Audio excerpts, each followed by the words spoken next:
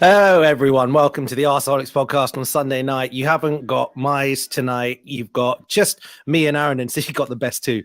And you've also got my baby crying in the background. So apologies, but maybe he's just trying to fill in for Mize. He's already done. He's already eclipsed him. So there you go. There you go. Aaron, how's it going, my friend? How are you? I am good, thank you. Good weekend.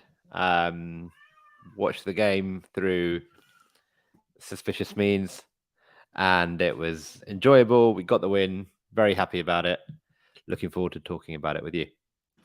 I think actually before, I'm sure you're going to do this, but yeah, are you going to tell our listeners and viewers your Saturday and your plan and how you watched the game? Oh yeah. Well, I mean, how I watched it in the sense that how I sort of you didn't watch it. Yeah. Okay, yeah, fine. Yeah, so for non-UK viewers, probably worth even more context. We don't have the luxury here of getting all of our games televised, right? Like that is one of the biggest drawbacks of actually being in the country where the Premier League is the ridiculousness that you cannot watch all the games on television. And the next, I mean, I think if you include the Leicester game, Arsenal's three games in sequence are not on TV, which is disgraceful. So Leicester being the first of that sequence. Anyway, we have Match of the Day on a Saturday night in the UK, which is on free-to-air TV, and kind of just it's the highlight show for the Premier League. And one thing that some people do, which I haven't done in years is go dark and watch Match of the Day. Essentially, not follow any of the results of the day, and then just watch Match of the Day at 10:30 p.m. So that's what I did at 2:45 p.m. I turned off my phone, and that was liberating in itself. By the way, like let's get football aside, that was like a really interesting thing. I did feel very twitchy at points. You turned your phone off completely? Completely. No way. Seriously. So no messages, nothing from nothing anyone. I thought it was just us that you might have muted. But no. I couldn't trust it because also no laptop, anything, because I was worried that I'd get some notification of some sort if I was going on some other website. I don't know, some news flash would come up. I don't know. I just completely whatever. So it's cool. I got to spend like very quality time with my son, not distracted with a phone or anything like that. So it was cool.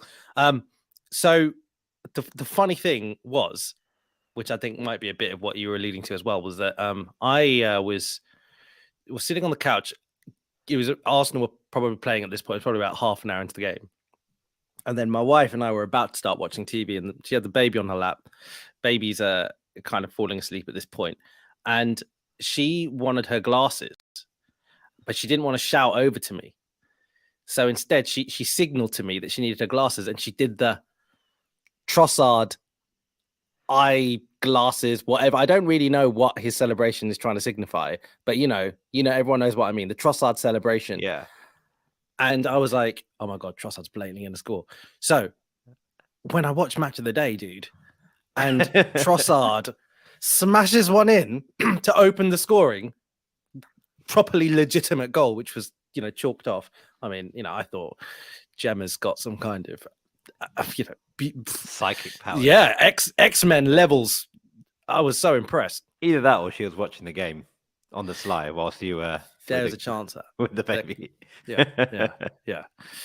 There was that chance. But and so when I watched Match of the Day, I was going crazy.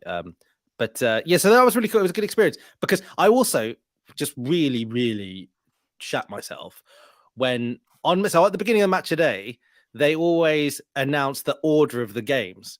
And usually the first game is the most exciting game of the day, or it's where there's an upset. Yeah. Yeah. So the first game they announced was Leicester Arsenal. I was like, nah, man. I was like, this ain't going to be good. And then I was like, well, maybe we battered them. Yeah. And then it gets to, halftime and it's 0-0. And I was like, this is going to be an upset. But luckily, yeah. So when, so you legitimately celebrated the full-time whistle on a highlight. Yeah, absolutely. I literally was walking around going, effing get in there. I poured myself another drink and I'm sitting there getting ready for the Bournemouth City game to cheer on. It's so weird, isn't it? But you know, you think about it, right? What is different in theory, what is different about celebrating highlights as celebrating watching live on TV? Well, usually you know what's happened, don't you? Right. Okay. That's You know, the no, main thing, right? of course, Yeah. of course.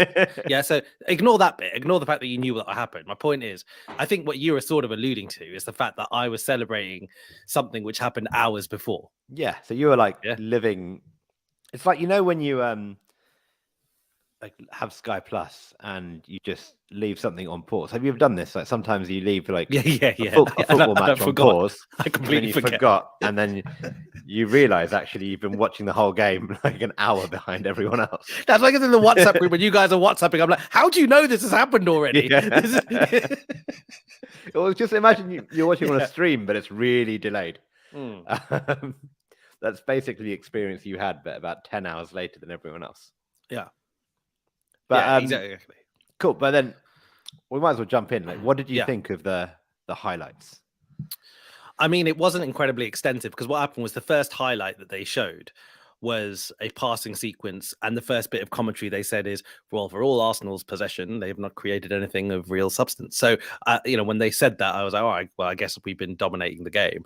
From the highlights, I mean, look, the stats probably say it all, right? Well, I think there were 2 shots on target across both sides. Arsenal had 2 shots on target, Leicester had none. So it wasn't, I don't think, you know, the highlights would suggest it wasn't the most free-flowing, beautiful of games. But at the same time, it felt to me like we were in control. We got a very legitimate goal chalked off by VAR. And yeah, I mean, there wasn't that much else of note. I mean, obviously there was the goal. But okay, so I mean, you know, if we're talking about my general feel that it felt like, yeah, we were never in danger, and you know, probably wasn't our best attacking performance overall, but you know, we got the win. I mean, what was it in more detail? You know, you who watched the game through, you know, suspicious methods. You know, what did you make of it, mate? So, yeah, it's one of those where obviously you look back and you see the stats, and I think Leicester's expected goals was something like 0.01 or something ridiculously low, right? Mad, yeah. But it didn't feel like that in the final 10 minutes because look, I thought we played really well, like overall, right? Especially we had a bit of a different attacking front three with Trossard, Martinelli, and Saka. And of course, and that was a big talking point, right? Before the game, massive. Should we talk about that before we? Let's talk about that because I bet you're delighted to talk about that because this is what you've been clamoring for. I have been advocating for this for a long time because as much as I want Eddie Nketiah to succeed, I don't think he has been for a long time. And is it a long time? So you mean you're excluding the period where, you know, Jesus got injured, he came in, and he was actually scoring a fair few goals. Yeah, so. Okay. That's for the last 5 or 6 games since Man United. Yes, whenever that was. It feels like a very long time ago. It does feel a long time ago, but I don't think it was that much. But yeah, okay, yeah. Yeah, since then, and you know, I've never been Eddie's biggest fan, but I just felt actually beyond the chances that he was missing, because everyone was getting on his back about the chances that he was missing. That never really bothered me that much. It was more just what he was doing, his all-round play when he wasn't missing chances. I thought was actually pretty poor. There were moments in games where, you know, he did a few decent things, and I'm not saying he's a rubbish player or anything, but I just felt his all-round play wasn't really helping us that much, and that's changed a bit because actually against Man United, his all-round play was brilliant. I thought he was doing Gabriel Jesus type things, but then for whatever reason, that in the last 3 or 4 games or whatever it's been, I just think he's really struggled to get on the ball, help, you know, dictate our attack. And I'm not expecting him to be Jesus, but you know, if you're not doing that, then I think you really do have to be an elite finisher who takes whatever he gets, right? And he hasn't been doing that either. So yeah, I was really excited to see Trossard come in because again, my other frustration was that not only was Eddie Nketiah not really making it work, but he was getting 90 minutes and we weren't really doing anything else. But you could see the argument with that, right? It's like if he's already yeah. on the pitch, and then if you need a goal, you're probably not going to take your striker off. And that's fair. But I think, and the fact that there isn't really anyone else, right? And I think Arteta really was quite scared to mix it up and change things. He, the only thing he did was, Vieira for Xhaka, Martinelli for Trossard, or vice versa, and that was it. So I was really, really happy to see him go with that front three that we did yesterday, because there was talk Eddie had a knock, and it's going to be really interesting to see what we do midweek, because I think that front three worked really well, and when we were on the ball, we were moving it around really, really well. And actually, that first half, I think the only thing that stopped us from creating 3 or 4 or 5 really good scoring chances was just sloppy final balls or last ditch defending. So yeah, but really happy with that front three. Just to put you back on something you just said before then. So I suppose one of the benefits of having a false 9 and doing that is that probably are going to have more of the ball, right? You're basically just taking another player, and so it's quite understandable that it would look quite good in that respect. But did you feel that, because obviously one of the big criticisms of the false 9 is you don't actually have a proper striker on the pitch, and it worked for Man City for a couple of seasons because they've just got all kinds of ridiculous talent. What did you feel about us in that perspective? So yes, we looked like it was quite good on the ball. We probably felt like we had an extra man. It looked quite sexy, etc. Did it really feel like we lacked that central presence up front? It's hard to say, because we never. There was a lot of movement, right? Especially on that left-hand side with Trossard and Martinelli.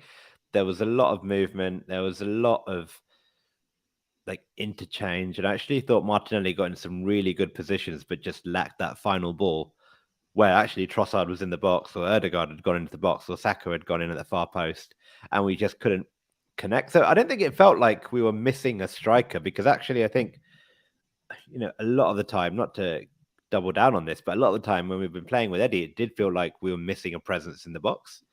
So when we're playing with Eddie, in your opinion, it felt like we were missing someone in the box?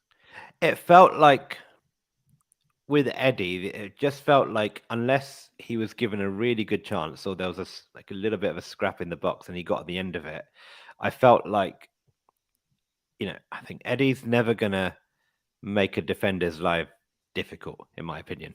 If you're a top centre-back, you're not worried about Eddie Nketiah giving you hassle, right?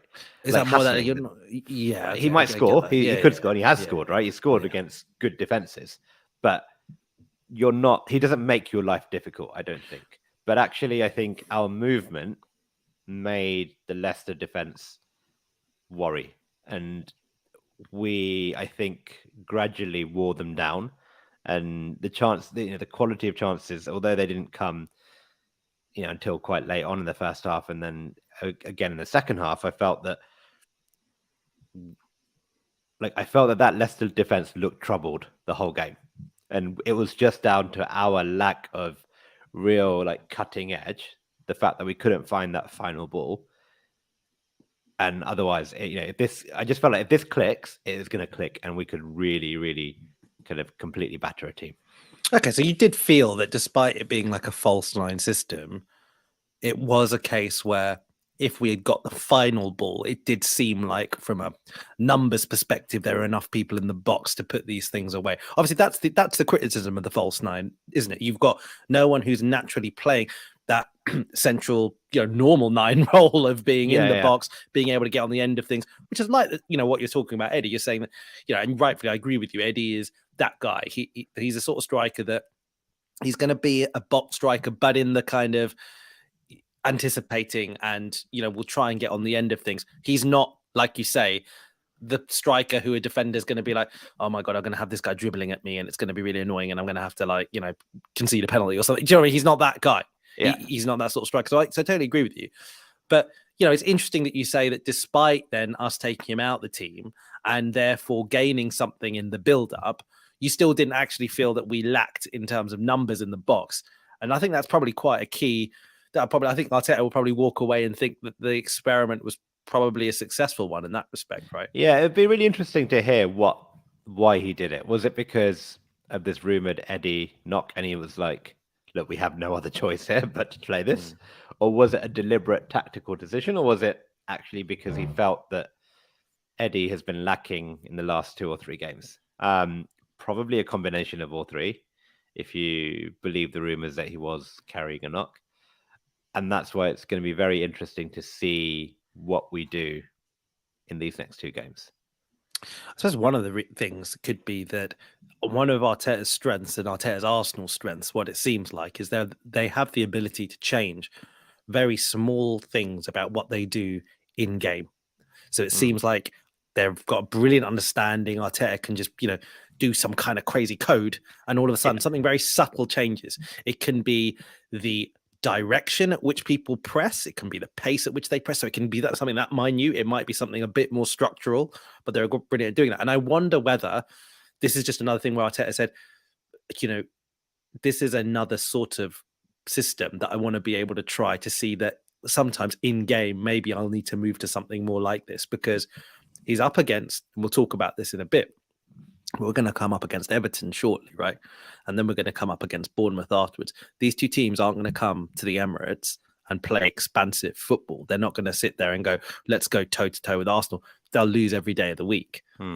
Everton will probably do even more of a disciplined, less adventurous approach than they did when we went to Goodison Park. Bournemouth will likely watch what Everton do and see what works and copy it, if you like, because it's such a close period of time. That I wonder if Arteta is thinking, well, what didn't I do? I didn't have this false 9 approach maybe up my sleeve when I played them last time. Maybe this is what I need to drag these very kind of deep defenses out. Maybe. I think maybe that's a possibility, because you're right, he doesn't really have another option until Jesus comes back, right? It's either you double that. So he's either got to go, right, well, I've got Eddie and I have to make that work. And even when he's out of form, I've got to play him in form, and that's all I can really do. Because clearly he doesn't want to move Martinelli just into as a central striker, because he feels like that would be us sacrificing something that's been working quite well this season with Martinelli on the left. So I kind of get it from his perspective. But you know what? I was surprised that he did this against Leicester. I know you'd been calling for it, and now I'm happy that he did it in the end, and I'm happy that we won a game, because if we didn't win and he had done that, I think a lot of people would have criticized him. Yeah, but he did do it, and we won. So I think that's probably something that we've got up our sleeve now. I would be intrigued to see if he does it against Everton. But just I guess reading back to the game, what else did you make of the game then? So this is another start for Jorginho. Partey is probably coming up to full fitness now, given that he was on the bench. So he was clearly kind of, and I think he came on. Did he come on? He came on the last 10 minutes. I think he played. I don't know where he played in the last 10 minutes, but there was one point, I don't know if they showed this on Match of the Day, where we had a break on and the ball basically broke to Partey on the right wing. And it was him just running up the right wing. And I think he tried to cross it in, and it looked like a decent cross, but it got blocked by a Leicester defender. But yes, I don't know where Thomas Partey was playing, but he looked. I mean, there was a point actually when I was like, "Hang on a sec, Thomas Partey's running. Is he going to pull something? Don't get injured here." But no, he looked fit enough, but for at least 10 minutes. What do you think of Jorginho though? What do you think? I thought he played really well again. I thought against Villa he was really good, but the one thing he does do is maybe sometimes leaves your defense slightly exposed, and I think he did that against Villa. He probably did that a bit against Leicester as well, where actually I thought what you need when you play Jorginho is either, I think we've discussed this before, you either need a really good defensive midfielder next to him, or you kind of just need really good centre backs. And I thought Gabriel and Saliba were really excellent all game, because there were times where Leicester would just go long, or Jorginho was pressing up because he was trying to help the attack, and they'd bypass him quite easily. Sometimes his fault because of lack of his pace, but sometimes just because he was so far advanced. And just Saliba and Gabriel just mopped up every single time. Leicester just couldn't do anything with that space behind him. and that was because of the two centre backs. But the good thing is then what that does give you is Jorginho just really like dictating the pace of the game, and I thought him and Zinchenko actually looked combined really well. Again, Zinchenko was doing that thing where he's kind of everywhere, and he hasn't been doing that so well over the last few games. But I thought yesterday Zinchenko was a bit more everywhere, and I think a lot of that was because Jorginho would just find him all the time, and then they just build up play together, and then he'd move it out left, he'd move it out right. I thought it was very good. It's just so refreshing that, look, it's very hard to, Thomas Partey is like almost a complete all-round midfielder, right? Like really good defensively, but can also build up play. Brilliant passer. Yeah, he can do physical, everything. Dominating everything. Yeah, and it's you can't have a number two to him that can do everything, right? Because because they'd be another club. He'd be at Real Madrid or like playing anywhere, right? So the fact that we can bring someone like him on and actually not have to rush Partey back, because I reckon if that was Lokonga, we would have played Thomas Partey today, and he might have got injured again, or he might have pushed himself. The fact that we can just say, "Come on, play 10 minutes, help us see the game out," is a huge credit to Jorginho and just the club for actually getting someone in of his caliber when the plan A with Caicedo, which we've forgotten all about now. You were really upset about it. I was annoyed. I was annoyed with. Anyway, we won't go back there. But I was pleased we got Jorginho in, and it's working out well. We should really make that point, right? Because you see, Arsenal had a tricky patch of results. Like we were always going to have a tricky patch of results, and we've just bounced back with 2 back-to-back away wins. And you can say that Leicester are terrible. Leicester are pretty bad, but the fact is, you're also, as the season goes along, playing context. I've said this many times in the past. We're now playing a context where Leicester probably now have just realised they're in a relegation battle, and we've also realised that if we're going to sustain a title race, we really need to start kind of putting another big run together. So there's lots of context there, and we've done it. And I think the thing I wanted to point out is 2 of the most important players in these last 2 games have been those 2 signings in January. Yeah. And so you've got to credit the technical director. You've got to credit Arteta. You've got to credit them all, because they pointed it out. Many of these pundits have pointed it out already, but Arsenal clearly had other targets. Mudryk, Caicedo, they didn't get them, and they got these 2. And it's been fantastic bounce back ability in that respect in the market to get 2 guys who've been able to contribute this much this quickly. When you compare them maybe to, I know Mudryk, look, I don't want to sound like it's sour grapes. We obviously wanted Mudryk. I still think, from what I've seen of him at Chelsea, I know he doesn't seem to have settled just yet. It's only been a month. But I think there's ingredients there. He clearly might be a top talent, but I doubt he would have been able to contribute this quickly, right, to us either, right? So it's been amazing how it's worked out, I think, so far. And, again, just, I guess, credit to the coaching staff and the guys who've decided to sign these 2 players. And for you, mate, in terms of how we set up going forward with Partey coming back, is there a world for you that Jorginho and Partey can play in the same team? Maybe not this right wing idea that you said you saw briefly, but is there a realistic plan that you can see for them to play together? I don't think so, if I'm being honest. I think like as good as Jorginho's done, Thomas Partey is better, right? And I think that's like very simple. Then the question is, where do you put Jorginho? Do you take out Xhaka? And Xhaka hasn't been playing well, but I don't know if Jorginho could do what we kind of need Xhaka to do, which is still like quite a lot of running, on the ball. He probably could do that, but I don't know. I think it'll be an experiment. I'm not sure he will do that because I think Arteta just really likes Granit Xhaka. and I think he trusts him completely. Although, to be fair, I think he really does trust Jorginho, right? He's spoken highly about him in the past, and he loves Jorginho. So maybe he sees a role there for him. But I think, look, Granit Xhaka hasn't been playing that well in the last few games again, but I thought he was actually pretty decent yesterday.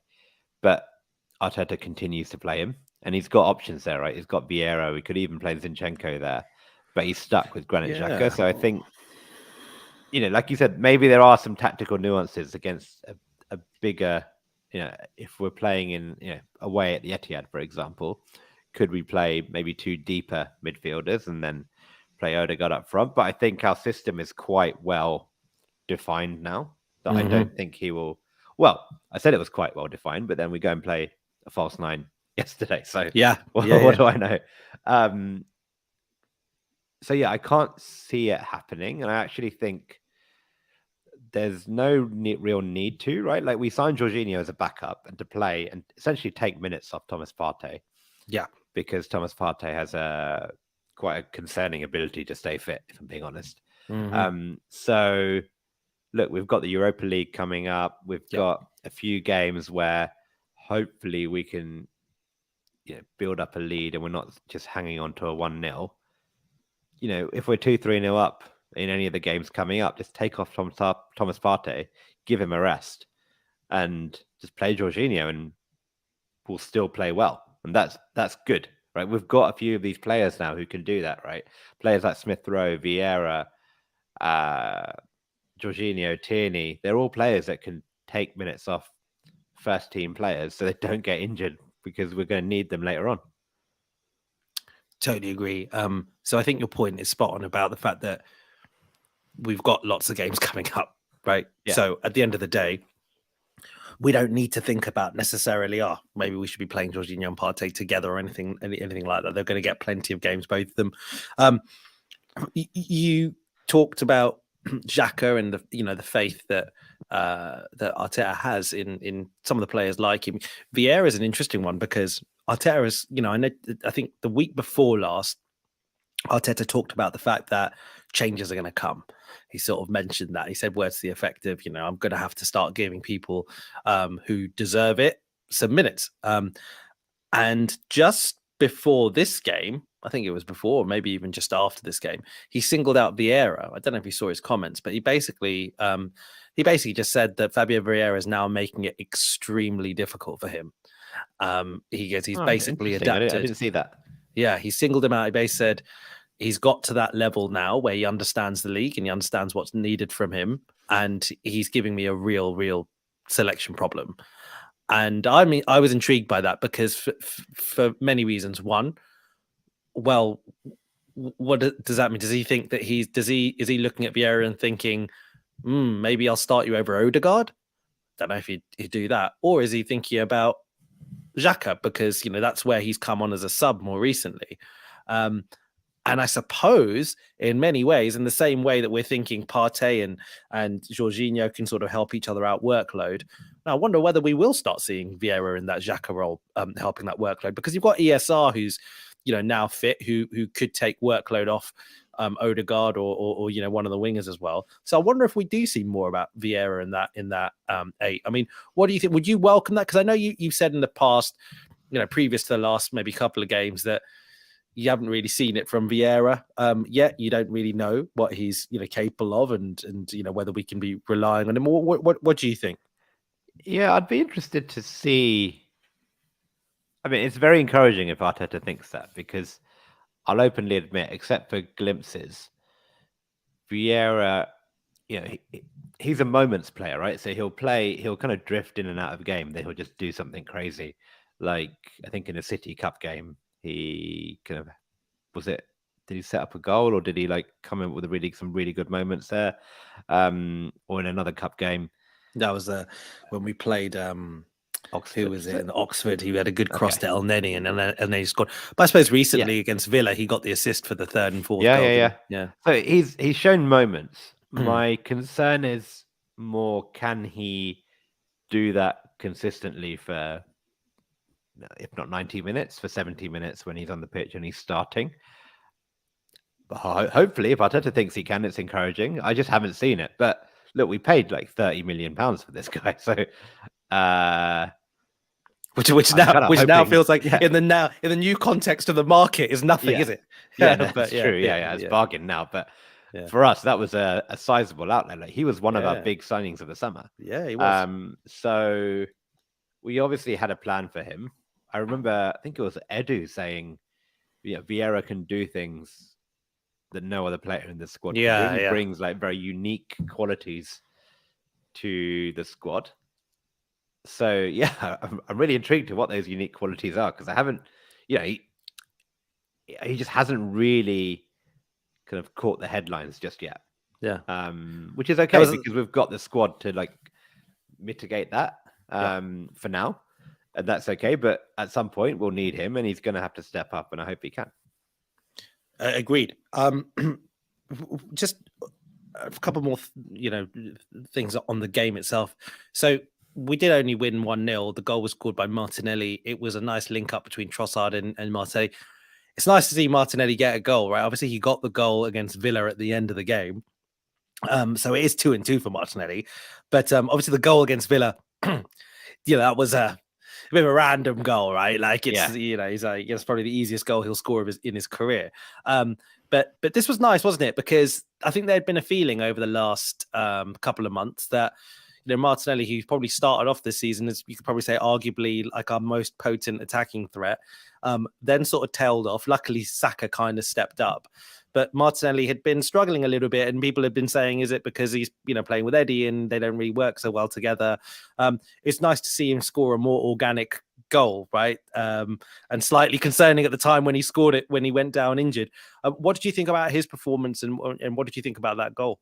Yeah, I thought he was good. I've always felt the criticism of Martinelli has been quite harsh over the last few games, just because, again, I do think Jesus just brought so much to his game, and with Eddie, I just didn't think it worked. And yes, Martinelli wasn't, having the game of his life, like wasn't having top games in the last few, but he was still running at defenders. He was still making defenders' lives a misery, and his game is just that where, look, he's just going to keep running and more often than not, he will probably fail to beat the defender because he's just constantly having a go at them. But eventually the idea is that he'll get it, he'll beat them, and then he'll be in behind, and he can usually just cross it or have a go at the near post.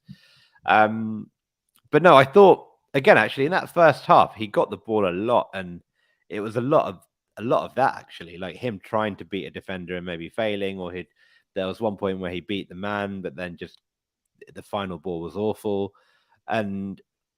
But he's always on that line where, if he does the thing that he does, he's probably going to score. He just sometimes doesn't, or get an assist, but he just can't.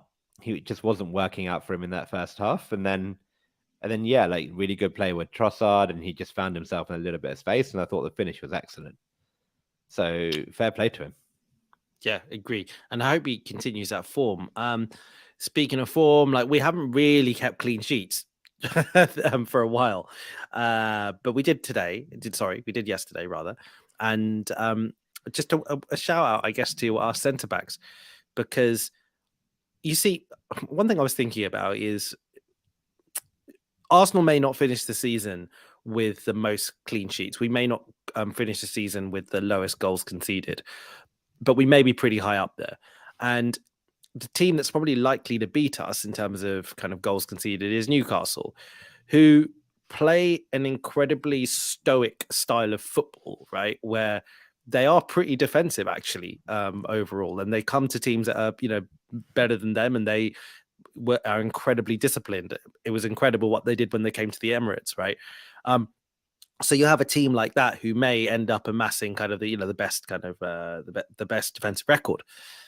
So I think that it's pretty damn impressive to be a centre back at Arsenal and be performing to the level which keeps us down, in terms of keeps our goals conceded down, given the demands are just way higher.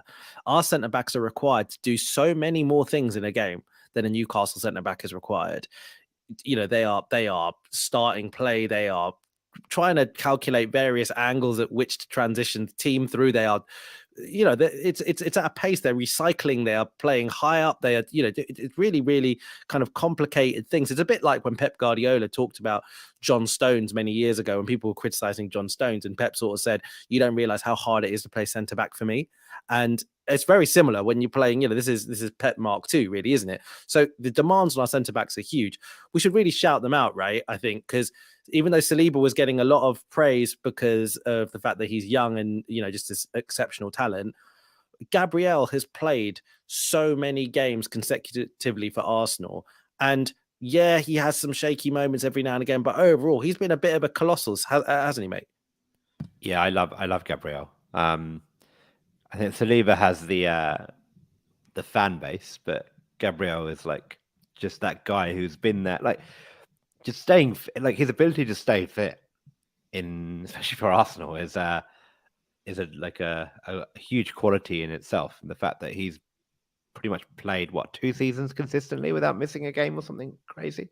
And he's always there. He consistently just does all the dirty work and just makes it look very, very simple and very easy. And him and Saliba have now got a partnership where they've really figured out like who goes forward, who goes back, who gets close, who mops up, and they interchanged quite a bit with that role. I thought against Leicester again because of how high Jorginho was playing at times. He did leave those two exposed, and I think that was deliberate because I think the manager just trusts them. And he says, "Look, here's that space. You are going to cover basically the entirety of the Arsenal half, and between those two and Ramsdale." And they did it really, really well. But yeah, Gabriel consistently been good. For some reason, just doesn't get the praise that other centre backs tend to do in this league. Like Saliba does get praise because again, what he's done has been incredible, right? Coming into this league, brand new, so young, and just basically bossed it from day one, which again is super impressive. But what Gabriel has done consistently to be probably our best defender over the last 2-3 years. I don't think he gets anywhere near enough credit. If Arsenal end up winning the league, you've got to say there's a big chance that Gabriel gets in the team of the year and, even is up for any kind of best CB awards. I mean, I think it's that level. I think with Arsenal fans, yes, but I can honestly see a situation where, they'll do the Monday Night Football team of the year and they'll just not put Gabriel in it. Saliba will get in there. Yeah, agree. Because he's young and because he's got the headlines. But I think Gabriel's been consistently better than Saliba. Yeah, agree with you. Like Saliba's got his moments. He's got his style. Saliba's one for the highlights, right? He's a Rolls Royce centre half. He's exactly. just you watch a YouTube video plays, isn't he? Yeah. Of Saliba, it'd be great. But Gabriel is the one that I think if Arteta had to pick, he'd pick Gabriel out of the two. Yeah, agree with you. Okay, so the win was massively important, right? Because obviously City did go on and win. Well, they expected to beat Bournemouth, didn't they? But I watched the highlights, and actually Bournemouth, they had their chances. They seemed okay. I mean, City still seem to have that capacity to be a little bit exposed. But we are looking at that league table now.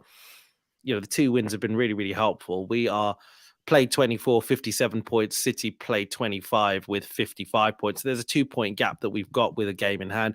Man United, we've played the same amount of games now, but we have an 8-point lead, which still feels really nice. 8-point lead still feels really, really good. Now, the next games for everyone is Arsenal have got Everton at home on Wednesday, which we'll talk about in a second. Man City have got Newcastle at home. I suppose interesting, but not a bad time to play Newcastle. And Man United are going away to Liverpool. So it is interesting, isn't it? I mean, let's look forward. Before we properly go on to look forward, I want to answer a question that Mize has put up for us. So Saka's played 66 consecutive Premier League games. And Mize is asking, given the next 2 games at Everton and Bournemouth at home, is now the time to give him a rest rather than risk pushing him too far? What do you think, mate? That's an incredible stat. 66 consecutive Premier League games. That sounds crazy, isn't it? I assume he hasn't started all of those. Maybe he must have like come off the bench or something. But that is, yeah. I mean, I wouldn't bench him. I think these games this is it now, right? Like we've got 14 games. Just play Saka in those 14 games. And just roll with it, right? I think the thing is, like, what we really want is to be able to take him off because we don't need him for 90 minutes and give him 20 minutes rest at the end of a game rather than, carrying a 0-0 or going to a 1-0 throughout the game and needing him for all 90 minutes. I think the Europa League is the one where I'd say just rest him. Got Sporting Lisbon. Honestly, I wouldn't care if he didn't play either a minute of either of those games. Yeah, I agree with you. I don't think we should. I'd still be upset if we went out. But if we went out and it was because we didn't play Saka, I wouldn't be upset because it ultimately means we're saving him for something much, much bigger. And this is much, much bigger. Let's not mess about. Yeah, I completely agree. I'd also probably say, yes, okay, 66 consecutive PL games is crazy. But if you look at where we are right now, he is arguably our best attacking player right now in terms of form. Even though he didn't score in the last game, you'd say that he has been relatively consistently recently stepping up, and he is probably gone to another level this season. And then if you look at it in that kind of way. Look how important Rashford is to Man United. He's playing loads of games. There is no chance that Man United rest Rashford in a Premier League game. Like, there's no chance, right? Like, he's just so important to them. And I know, again, output-wise, Saka isn't as important as Rashford, but I think in a similar way, you don't rest it in a title race. Just you don't do it. Sorry, I was on mute. I think our sports science has been quite good this season. You mean about when someone's in the red zone and all that stuff? Yeah, I don't know how. I read that somewhere that apparently this red zone stuff is actually not used, something like that. Oh, really? Okay. Yeah, apparently this red zone thing is a bit of a myth in that. Well, I think it exists, but I think most players aren't in it or something like that often. But generally, I read that actually what's quite beneficial for these elite athletes is the fact that they actually need to play regularly to a certain extent, right? Mm-hmm. And actually, if you don't give them that intensity of a Premier League game or a game of football every week, then actually that's worse for them than just not playing at all. But I think like what we've seen a lot of this season is more very deliberately play. You've seen it, I think, earlier on where like players just came off after 60 minutes on the dot because it was like this player can play 60 minutes and then you have to rest him, or players coming on because they need to play 20 minutes exactly, or they can't play a minute more. And we've been quite deliberate in some of those 60th and 70th minute subs. Mm-hmm. So I do trust the sports science people at the club to just manage him through this period where they say, look, he's got possibly 90 minutes here, 90 minutes on Saturday. He'll have a rest next midweek if he needs it. But actually, if the science says that he can just play week in, week out between now and the end of the season, that's fine. I think we, especially as Arsenal fans, we're so worried about injuries, right? Because we've seen them completely decimate our season in the past. We sometimes worry that we need to just rest players here, rest players there. But actually, sometimes I think when players are playing well, they just play until someone sensible says no. I agree. I mean, what do you do, right? Like, we probably just have to roll the dice because it's not. If you could probably argue that if Jesus didn't get the injury that he had, and Jesus has basically been wiped out for half of the season, right? If that wasn't the case, then maybe you can start kind of being a little bit more strategic. But I don't think you can. Like, I think you've just got to kind of say, yeah, do you know what? There is a risk. There's a risk that he gets injured at some point during the next, run of 14 games that we've got left, like you rightly pointed out, which actually sounds really small when you think about it, actually, in some ways. But we just can't think about managing players' fitnesses in that respect. Like, winning at Everton is got to be the priority, and then winning at Bournemouth has got to be the priority. We've seen it. People are going to drop points. People are going to drop points against teams that you don't expect them to. And, we could very easily drop points to Bournemouth or Everton and actually probably go and beat City. That could happen. Yeah. Right. So, I think we just got to take it one step at a time. Well, I hope we don't drop points to Bournemouth and Everton, but we shouldn't, right? Like, I mean, what do you think? Let's talk about Everton. Let's talk about them together, I guess. Right. Two away wins on the bounce. Beautiful. Arguably, the two teams that we've just beaten away are better than the two teams we're about to play at home. Arguably. It's it's not a very deep argument. I think it's well, I mean, only just because Leicester have been pretty trash at the moment. But like Villa, I take your point. But it's obviously never that easy, is it? Everton, let's look at Everton. Do you think that the fact that they beat us recently is going to have any bearing on this game? No. I think I think that game where we lost was purely just that 90 minutes of new manager bounce, and them they scored with their only chance, and it was 1-0, right? I'm making that. Yeah, it was 1-0. Yeah, they scored with their only chance, and we just, for whatever reason, couldn't make it work, and we had an off day. Like, everything that could go wrong and could go against us pretty much went against us in that game. I think since then, Everton have been pretty rubbish. Like, against Liverpool, they were rubbish. I watched briefly some of the highlights of them against Villa, and again, they looked pretty poor. And I think we should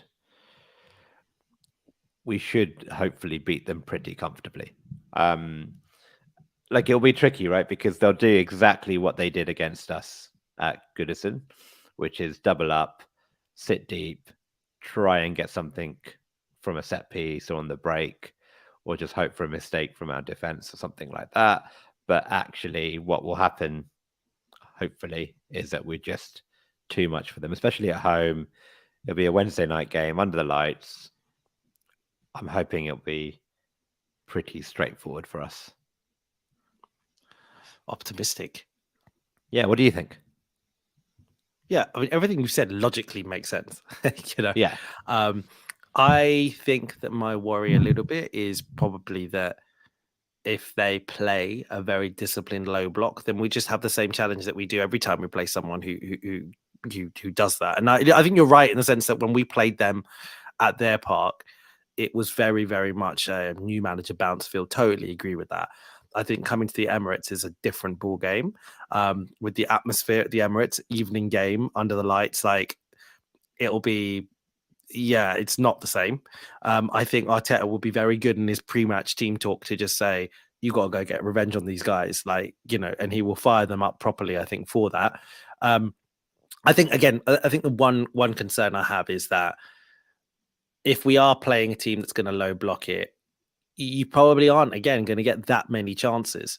You're probably not going to get them, and we sort of have to put them away. I'll be very interested to see if we do this formation again, because on the face of it, I sort of think, well, we'll be at home, maybe Eddie will start. But I don't know, maybe he tried out this formation as something that he thinks could work in these games that are coming up as well. I mean, what do you think about that? Yeah, again, it depends. We don't really know why Eddie didn't play. Right, fair enough. He didn't say, right? Let's assume it's not injury related, because he did bring him on right at the end, didn't he? He did. You're right. I think he will go for the same formation. I think it gave us control, and I like the idea of Eddie off the bench as well, if we need to. Eddie doesn't like the idea of Eddie off the bench. No, though. no, of course not. No player does, but I think he is. I think that's just his vibe. A bit like Smith Rowe. Like Smith Rowe is that off the bench kind of guy as well. You reckon? Yeah, like everyone goes back to Solskjaer and Wiltord and those guys. Sometimes I think players that just have that off the bench vibe. I get what you mean about Eddie. I actually do. I think that's fair enough. Like, I think it is that because he's the guy that if you're playing one striker, it feels like then you go 4-4-2 and add the extra striker on, and he's that guy. It feels like that. He's got that vibe to him. A guy who's just not to segue too much, but a guy I think who's got real off the bench vibes is Pepe. Like, because he's that kind of. He has no idea what he's going to do. So opposition has no idea. No one has any idea. So if there is a settled game going on, he's the guy who's going to unsettle it because no one's got a clue. But anyway, I digress. Okay, yeah, cool, interesting point. All right, so you think that's interesting that you think we'll go in the same formation? I don't. Do you think Eddie will play? I think so, man. I think that. Would you? Okay, but do you think he'll play? And then what would you do? So would you? What would you play Eddie if you were the manager? I think I would play Eddie. I think I would. I think that if you're not going to play a normal 9 at home to a couple of relegation battling teams, then you're basically saying that this is the formation that we're going to play now until Jesus gets back. Nothing wrong with that. Yeah, but yeah, okay. If it works. It feels like it's good as a tactical. It feels like the false 9 thing is quite good as a tactical kind of surprise. I feel like, and maybe it's still got that element.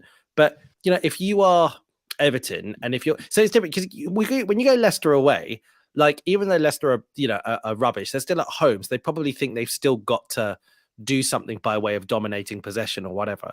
But if you are going to play a deep block, like if you are going to do that, then wouldn't you prefer the team to not have a proper 9? You're probably happy to let them have possession, aren't you? Probably, but then there's an argument to say that if we have possession in more dangerous areas, we're more likely to do something with it, with an extra midfielder who can like hold the ball up a bit better and just interlink with players. Because I think, again, we saw it right with Eddie. It was just very easy for them to defend against. Yeah. And actually, it goes back to what we were discussing earlier on, right? If you play the false 9 or whatever you want to call it, you can bring on Eddie, right? If it's not working.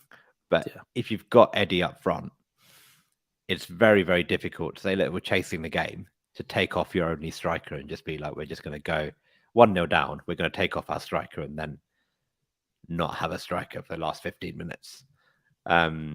It's quite difficult to go the other way around. So I think he might just say, look, I'm just going to give this another go and see how it plays out against a better defensive team. And then if it doesn't work out, even at halftime, he'll bring Eddie on, maybe take Trossard or Martinelli off, and then go back to more familiar methods. Yeah, agreed. So, I mean, it's hard to really look at Everton holistically across the season and draw any conclusion as to how they're going to play in this game because they've had a manager change, etc. But, if we look at it on paper, we're playing 2 teams who are in the relegation zone. If you look at their away records, both of these teams, they're like 16th and 17th respectively. So, Everton have got 7 points from all their away games this season. Bournemouth have 8 points from all their away games. I mean, that's pretty close to the amount of points that we've just got in our last 2 games. Do you know what I mean? It's quite a gulf here. Now, Everton being first up, they've scored 6 goals in all their away games this season. So it's pretty poor.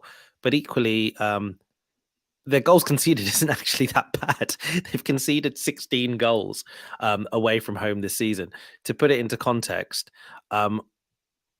Man United have conceded 20.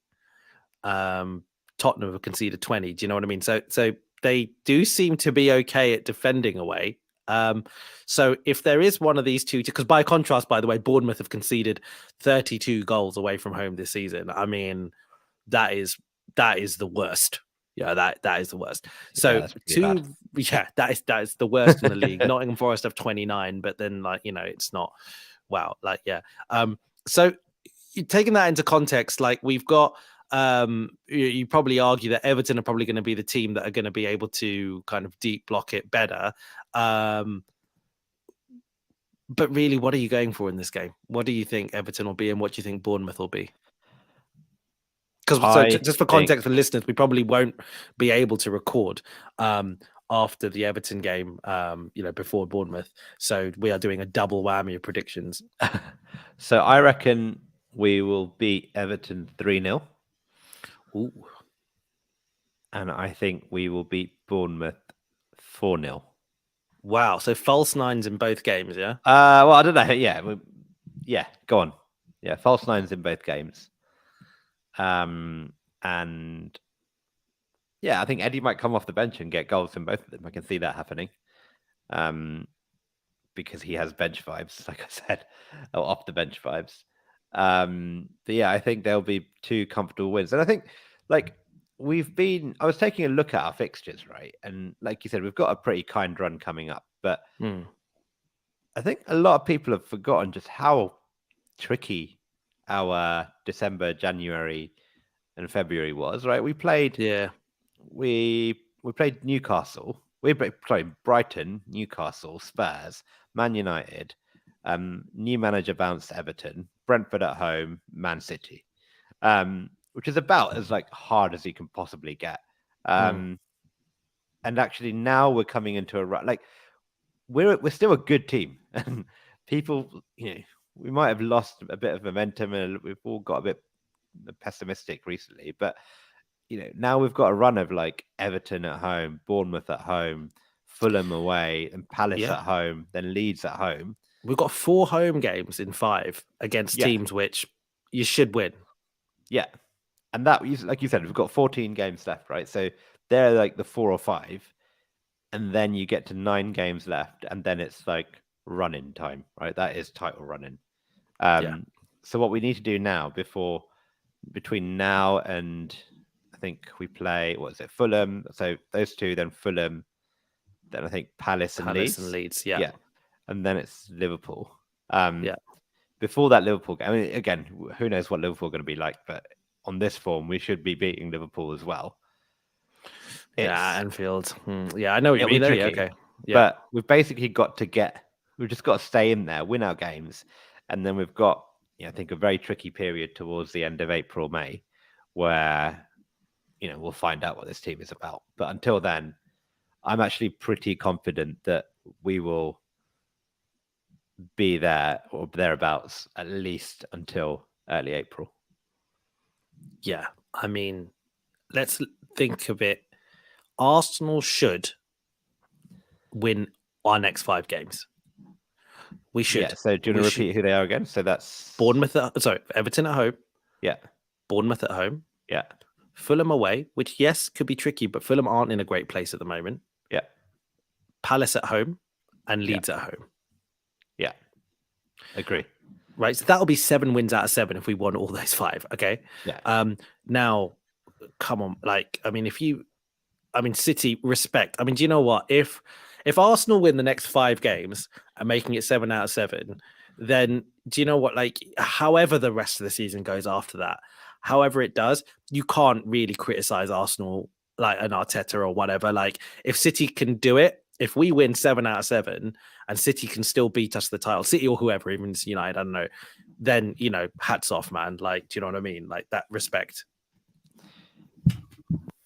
Yeah, I think so. And I was trying to compare what City have got. So they've got Newcastle.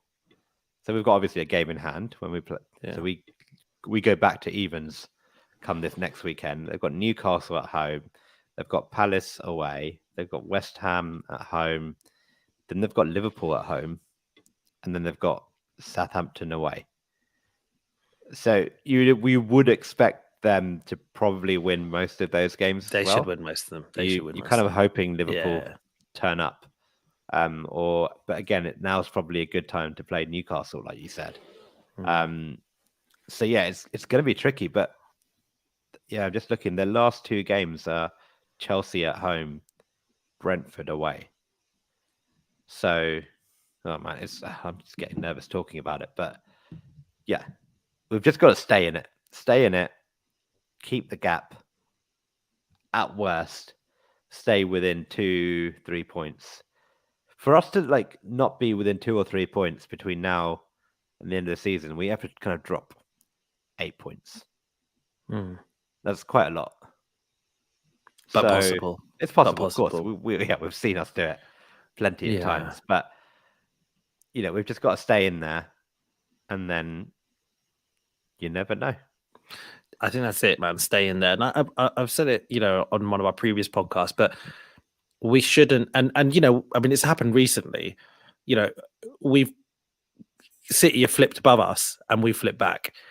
We can't think as fans that it's going to be all over just that moment the City flip above us. There's a lot of twists, I reckon, in the rest of the season, and we know it's the biggest open secret. City are after the Champions League, man. That is their priority, total and utter priority. Right, so we've got to really hope that sometimes, when we come into those Champions League weeks, like I want City to go all the way in the Champions League, like damn straight, man. Yeah. Like I'm supporting them in the Champions League, like oh my god, please. Yeah, I mean they've got to beat Leipzig, right? So they've got Leipzig in between Palace away and West Ham at home. You never know, like maybe Palace away, they take their foot off the gas and maybe Palace are getting a little bit better. Palace getting a little bit better, and who has been credited as part of that is Lokonga. He started the last 2 games for Palace, and there have been marked differences. I haven't seen him play. Their fans are talking about him, mate. Their fans have that. Like he started the last 2 games. They look like much better with him in the team. They look really structured. He gets on the ball and he makes stuff happen. They're really pleased with him, and probably should have beaten Liverpool, even though the stats suggest Liverpool had more possession. Blah blah blah. Yeah, actually, probably Palace probably could have won that game, but okay, look, interesting. Very cool. Very quickly, something we didn't touch on, just very, very quickly. Europa League draw. Man United beat Barcelona, so they got through. The bookies have now made Man United favourites for the Europa League, by the way, which I thought was quite interesting. But we have got Lisbon, and Man United have got Betis. The other probably standout tie, you probably say, is Juventus and Freiburg. Yeah. So, what did you feel about Lisbon? It's like an emotional reunion with Hector Bellerin, isn't it? Yeah. Does he start for them? Do you know? I don't know. I assume so, but they're not doing that well this season. No, in the league, like 4th or 5th. I think so. Yeah, they're like 4th or 5th. Like I don't think they've got a chance of winning the title or finishing 1st or 2nd. I think Braga are like above them, which I think is. I feel like Braga and Olympiacos. So there's 2 teams that we just play all the time, don't we? Olympiacos for sure. Like we always seem to get Olympiacos into a competition. But anyway, Lisbon is nice. But yeah. So what do you think? Good tie? Yeah, happy? Yeah, it could have been worse. I think it's one of those. Well, I think firstly, it was one of those where actually you'd rather play another group winner in the Europa League than most of those Champions League knockouts. But look, it's a tie where I think we can rotate. Actually, I think regardless of opposition, we probably would have rotated. And hopefully it's one of those where the team that we put out, which I think will probably be a combination of first team and close to first team players, should be able to do well. Like we'll probably see the likes of Jorginho, Smith Rowe, maybe even Gabriel, Turner, Tierney, Tomiyasu. It's not a bad team. Yeah, it'd be interesting, right? Because we go away first, so I think that I personally can see him still going with a pretty strong team when we go away. Maybe not. Maybe I'd like to see Saka get a rest, so maybe Saka gets a rest. But I think he'll go with a pretty strong team. I think Jorginho will probably play over Partey, so there'll still be a couple of those. I don't think he'll do that much with the defense. Maybe Tierney will start, but I don't think that Holding's going to play or something. Yeah, and I don't think he'll give a debut to who my Polish friends have told me it's pronounced Kiva. Kiva? Yeah. Really? Yeah. Kiever. Kiever. It was Okay. unless they're leading me down a garden path. But yeah, so it will. I don't see him giving Kiever a debut on away, but I can see him getting a debut at the Emirates. Interesting. Yeah, I don't know much about him and how good he is, but we seem to have bought him for a reason. So Yeah, I mean, you're right. It's probably a bit much asking him to play. But if he's not going to play, when is he going to play this season? yeah. So maybe we just say sod it and give him a game. I think, yeah, actually, if you look at that team, it'll be a pretty good team. We've got Tierney, potentially Kivia, maybe Holding at centre back alongside Tomiyasu. You play Jorginho, you can play Vieira. Maybe Xhaka will play.